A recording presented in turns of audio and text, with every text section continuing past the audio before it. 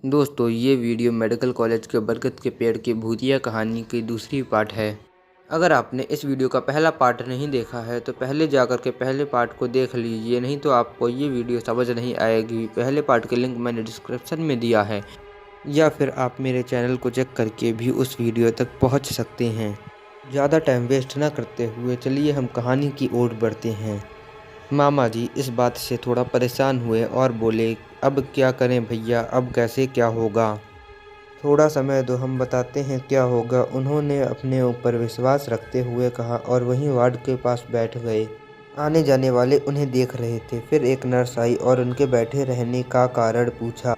उन्होंने बिना झिझक के कहा, अंदर आजाद जी बैठे हैं और हम नौकर आदमी उनके बराबर बैठे अच्छे नहीं लगते। नर्स ने उन्हें वहीं बैठे रहने दिया और दोबारा नहीं टोका। थोड़ी देर तक उन्होंने धीरे धीरे अपना मंत्र जाप किया और फिर वहीं बैठे रहे। कुछ देर बाद मामा जी उनके पास आए और उनसे पूछा, भैया क्या कुछ हाल नजर आया? भैया ये शक्ति बहुत विकट है। 12:30 बजे तक अगर ये बच्चा बच गया तो ये दोबारा नहीं मरेगा अपने बुढ़ापे तक। अभी इस शक्ति से हम टक्कर नहीं ले सकते। ये इसका वक्त चल रहा है और इस समय ये बहुत ज़्यादा ताकतवर है। ये हमें अंदर नहीं घुसने दे रहा है और ना हम इसे बाहर निकलने देंगे। हम भी यहीं डेरा जमाए रहेंगे और देखते हैं ये कितना खेल दिखाता है। यह कह के वह फिर से शांति से मंत्र जाप करने लगे और मामा जी वापस जाकर बैठ गए। इस समय 10:30 बज रहे थे और सबको 12:30 बजे के टलने का इंतजार था। सब लोग अपने अपने तरीके से प्रार्थना कर रहे थे और बाहर मुन्ना चाचा कभी कोई चीज़ अपनी टोकरी से निकालते और मंत्र पढ़कर वार्ड के अंदर फेंक देते। बेचैनी और बेबसी की वजह से वो 2.5 घंटे किसी दशक के जैसे लग रहे थे। दादाजी को डॉक्टर पर यकीन था, मगर मामा जी को मुन्ना चाचा पर।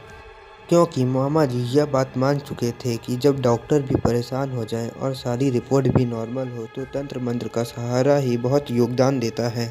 बाहर बैठे मुन्ना चाचा की बेचैनी देखी जा सकती थी। कोई भी यह देख के बता सकता था कि इनकी बेचैनी बाकियों की बेचैनी से काफ़ी अलग है।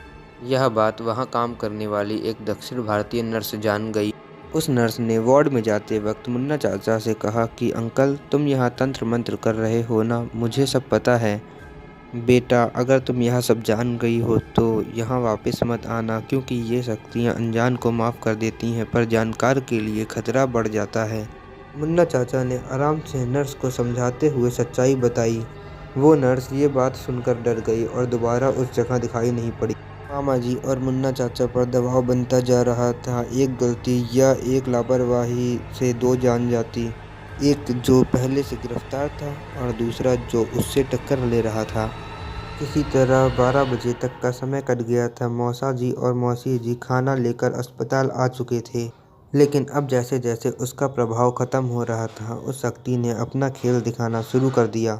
भैया की सांसें ऊपर नीचे होने लगीं, आंखें पलट गईं और आंखों में से पुतली तो जैसे गायब ही हो गई।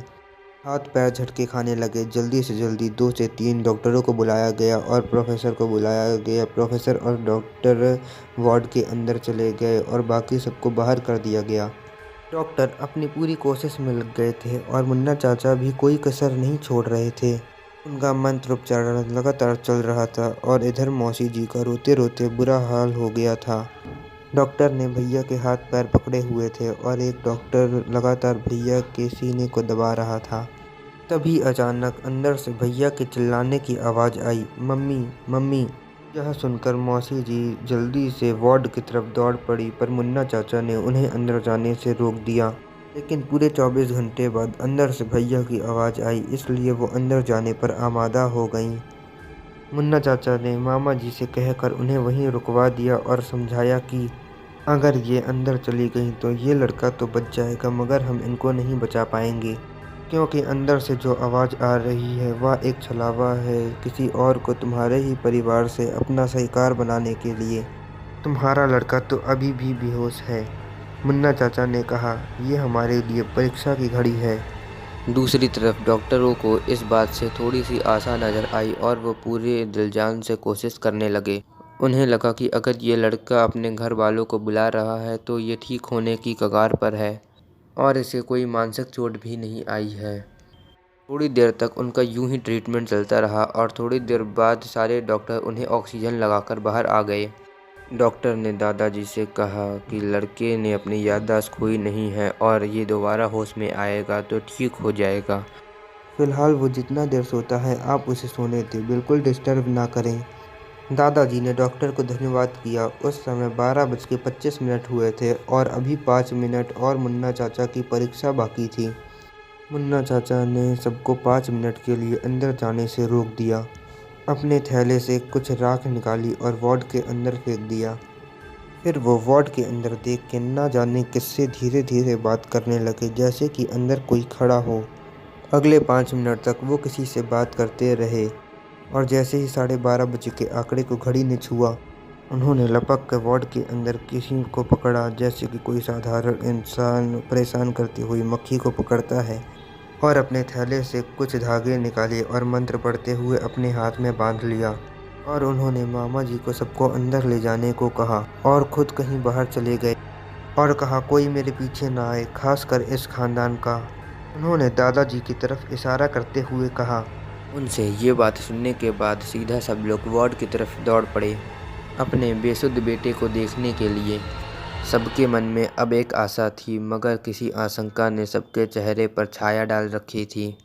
सब बैठे हुए सिर्फ भैया का होश आने का इंतजार कर रहे थे। वहाँ से निकलने के बाद मुन्ना चाचा वापस से हॉस्पिटल नहीं आए, पर उन्होंने वार्ड के कर्मचारी से अपनी खबर भिजवा दी कि वो मामा जी से बाद में मिलेंगे। शाम तक भैया को होश आ गया और वो एकदम नॉर्मल हो गए, बस थोड़ी सी कमजोरी बता रहे थे। सबको पहचाना भी, खाना भी आराम से खाया, और जब उनसे पूछा गया कि उन्हें क्या हुआ था, तब उन्होंने कहा वो बस साइकिल से गिर गए थे, उसके आगे उन्हें कुछ नहीं याद है। फिर वो घर जाने की जिद करने लगे। शाम तक डॉक्टर ने कुछ नहीं कहा, पर प्रोफेसर ने घर जाने की इजाज़त दे दी और कहा अगर इसे थोड़ी सी भी परेशानी हो तो तुरंत हॉस्पिटल ले आएं, वरना केवल रेगुलर चेकअप के लिए 5 दिन तक ले आएं। ऐसा ही किया गया और 1 हफ्ते में भैया एकदम ठीक हो गए। उधर मामा जी जब मुन्ना चाचा के पास पहुँचे तो मुन्ना चाचा ने उन्हें सारी बात बताई, जो इस प्रकार थी। मेडिकल के मैदान में एक बरगद का पेड़ है, यही कोई 250 साल पुराना। जब ये दोनों भाई सुबह खेलने गए थे तो उसके नीचे बैठकर भी खेले थे। जो बरगद पर वास करने वाली शक्ति थी उसको यह पसंद नहीं आया और ये छोटा लड़का उसके चपेट में आ गया। मगर वह शक्ति चाहती तो उन दोनों को वहीं ख़त्म कर सकती थी, पर वो बच्चे थे इसलिए उसने केवल इन्हें परेशान किया। इतना ही नहीं, वो तो इसे उसके बुढ़ापे तक परेशान करना चाहती थी। इसका मतलब ये होता कि जब तक वो बूढ़ा नहीं होता तब तक वो ऐसे ही पड़ा रहता। मामा जी ने पहले आराम से सारी बात सुनी, फिर पूछा तो फिर मुन्ना भैया इसे काबू में कैसे किया। उन्होंने इसका भी उत्तर दिया, ये शक्ति यहाँ हर जगह आज़ाद होकर घूमती है, कोई इसे यहाँ से ना हटा सकता है और ना ही पकड़ सकता है। पहले हमने उस वार्ड को बांध दिया जिससे कि वो बाहर ना आ सके। फिर हमने उसे धमकी दी कि अगर तुम इस बच्चे को नहीं छोड़ती हो तो हम तुम्हें बाहर कभी नहीं आने देंगे। इसलिए अपनी आज़ादी के लिए उसने इस लड़के को छोड़ दिया।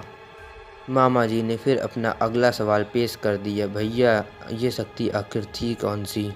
इस सवाल के जवाब में मुन्ना चाचा ने बस इतना ही कहा कि आम इंसान के लिए उसका नाम लेना ठीक नहीं है और उसने मुझसे वादा लिया है कि मैं उसका अस्तित्व किसी को ना बताऊं।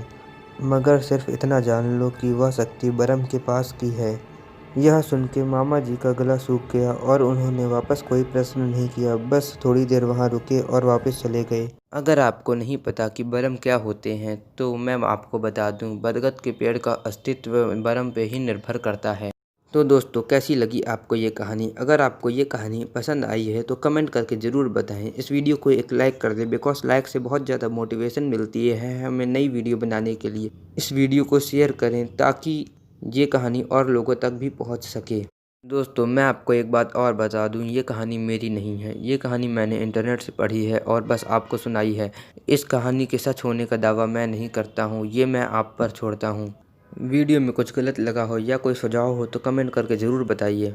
इस वीडियो को यहीं ख़त्म करते हैं। Thank you for watching this video.